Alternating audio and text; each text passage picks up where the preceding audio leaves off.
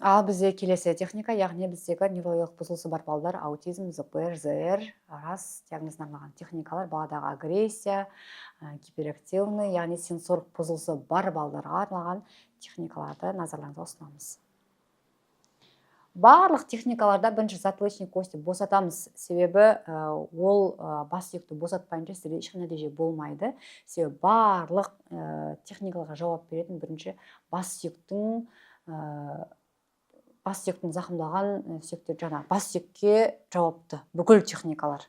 Ал кеттік. Бұл жерде затылочный кости босату арқылы лобный костьпен бірге біз аяққа қарай итереміз, шығарамыз, жібереміз. Міне сізде көрініп тұрған шығар, қаттырақ жібереміз. Қай белге дейін, аяққа дейін баратынды біз толық анықтап аламыз.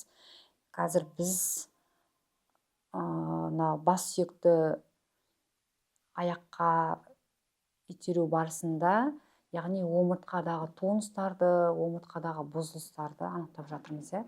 Мен неге бұл техниканы жасап жатырмын? Себебі бізде қазіргі кезде бас сүйектің сыртында мозговая оболочка қаптап тұратын пленка болады. Сол пленкадан тікелей осы біздің омыртқамыздың сыртында пленкалар қаптап тұрған пленканың ішінде осы омыртқаның ішкі жағында дуальный ликер, яғни ликер сұйықтығы өтетін труба болады. Сол труба бізде құйымшаққа жалғасқан.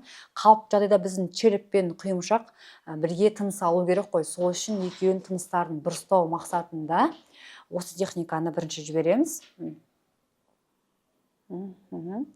Ликер сұйықтығы қалыпты жағдайда бас сүйек пен құйымшаққа тікелей барса, сіз даже ДЦП баланы жүргізуге поддержка жасайсыз осы техника арқылы. Ал кеттік. Біз бас сүйегін босатып алдық қалыпты жағдайда. Енді бұны біз барынша 3 бөлікке бөліп көтереміз бұлшықтың тонустарын.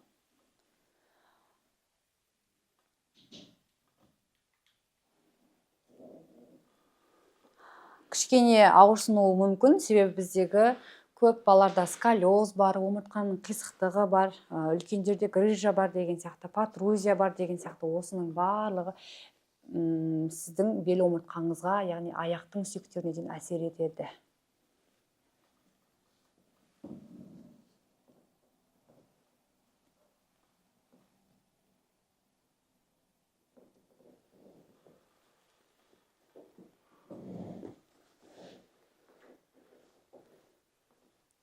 Ал үшінші рет жасаған кезде нақты біз белге дейін қатты поддержка жасаймыз.